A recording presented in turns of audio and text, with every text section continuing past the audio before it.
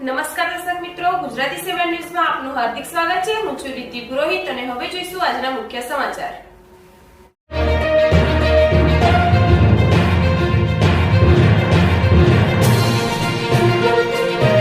આજ રોજ સમ્યાલા પ્રાથમિક શાળામાં 75મા પ્રજાસત્તાક પર્વની શાનદાર ઉજવણી કરવામાં આવી।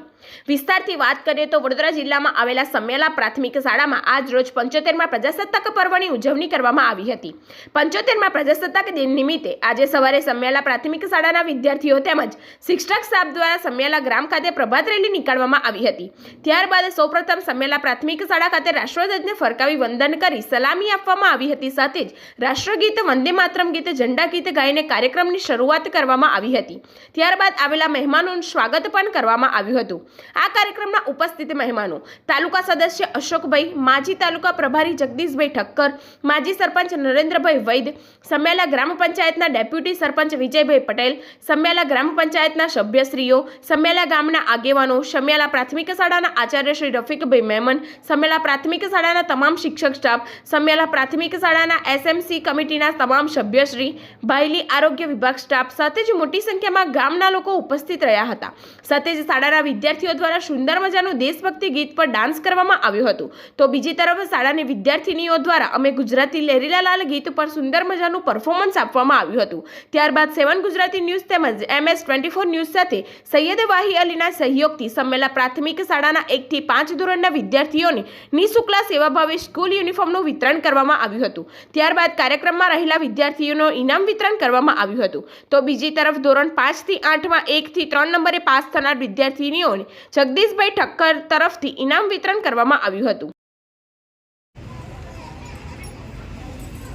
વડીલ શ્રી રફીકભાઈ, નજરભાઈ, જયંતિકાના, અમારા માજી સરપંચ અને ગામના વડીલ નરેન્દ્રભાઈ, તાલુકા પંચાયતના સભ્ય અશોકભાઈ અને પંચાયતના સભ્યશ્રી, શાળાના આચાર્યશ્રી, શિક્ષકગણ અને મારા બાળકો, અંગણવાડીના બહેનો, આરોગ્ય ખાતાના બહેનો અને હર હંમેશ આપણા ગામના પ્રશ્નોને ઉજાગર કરનારા પત્રકાર આપણા નીતિશભાઈ, મુસ્તફાભાઈ અને સૌ ગ્રામજનો, હું આજે 26મી જાન્યુઆરીએ બધા જ બાળકોને શુભેચ્છા પાઠવું છું।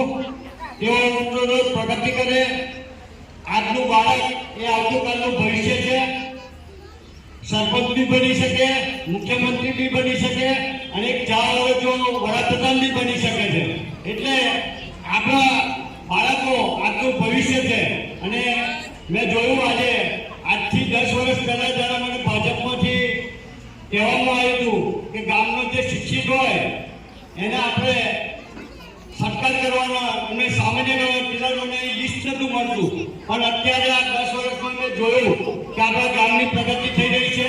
વકીલો બન્યા છે, શિક્ષકો બન્યા છે અને મોટી મોટી કંપનીઓમાં મેનેજર બી બન્યા છે।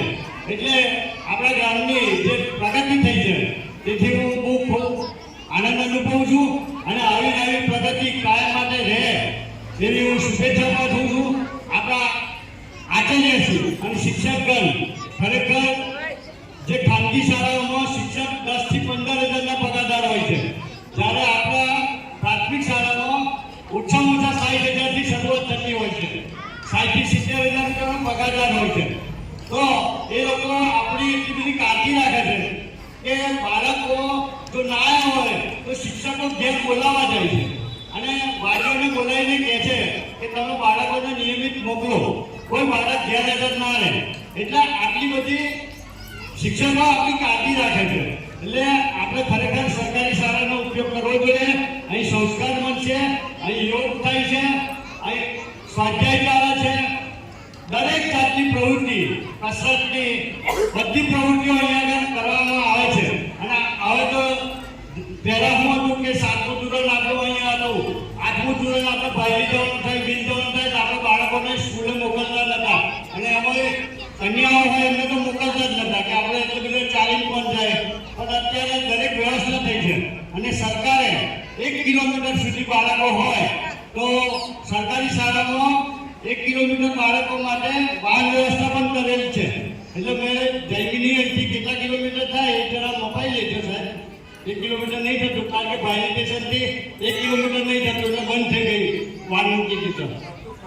હા, એટલે ખરેખર હજુ પણ અમે રજૂઆત કરીશું કે ભાઈ ભલે 1 કિલોમીટરથી ઓછે હોય પણ જો વાન મૂકે આગળ તો બાળકોને ભણવાની સગવડ રહે.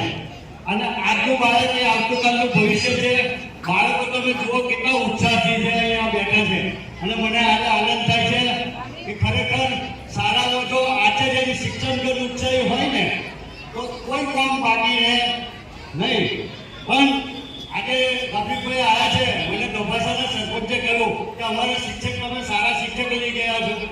એટલે મેં કહ્યું ભાઈ એમની દાતા આવ્યા છે અને ખરેખર અમારું સદભાગ્ય ગણાય કે રફીકભાઈ આચાર્ય તરીકે અહીં આવ્યા છે.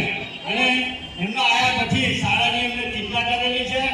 અને હું ને અમારા પત્રકાર નીતિશભાઈ ધારાસભ્યોને મળવા ગયા હતા, શાળા વિશે ચર્ચા કરી. પછી એમને કહ્યું કે જિલ્લા પંચાયતનું કામ છે એટલે અમે જિલ્લા પંચાયતમાં ગયા અને આરોગ્ય સમિતિના ચેરમેન, કારોબારી સમિતિના ચેરમેન, આપણા જિલ્લા પંચાયતના સભ્ય હિતેશભાઈને મળ્યા. અને જિલ્લા પંચાયતમાં 4 થી 5 દિવસ અમે ધામો નાખ્યો અને આપણું ટેન્ડર નવેસરથી નીકળ્યું છે. એ કદાચ મહિના 2 મહિનામાં ટેન્ડર ભરાઈ જશે અને આપણી શાળાનું કામ ચાલુ થઈ જશે. અને આચાર્યશ્રી ખરેખર નહીં ચાલુ થાય ને તો અમારી જોડે આવવા તૈયાર છે અને એ અમને બોલાવશે. અને અમે આજે એમને કહીએ છીએ કે અમે આખું ગામ તમારી જોડે આવીશું, પણ તમે ઉત્સાહી રહો અને જે કંઈ અટકે તો અમને જાણ કરશો તો બધા જ અમે તમારી જોડે આવીશું. અને શાળાનું કામ આપણને સારા સમાચાર કદાચ મહિના 2 મહિનામાં મળી જશે. એની હું ખાતરી આપું છું. જય હિન્દ, જય ભારત.